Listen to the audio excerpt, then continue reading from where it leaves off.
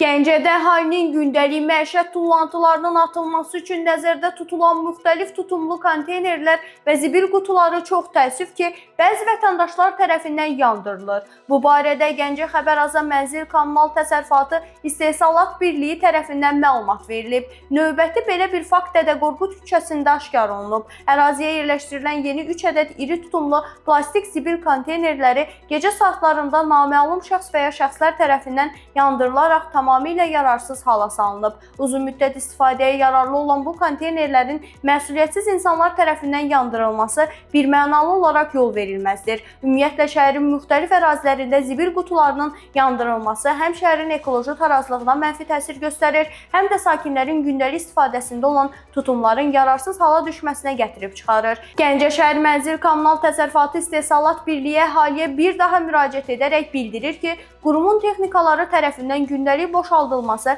və daşınması həyata keçirilən konteynerləri yandırmasınlar. Bu kimi hallara yol verən vətəndaşlar aşkar olunaraq inzibati qaydada məsuliyyətə cəlb olunacaqlar deyə qeyd edib.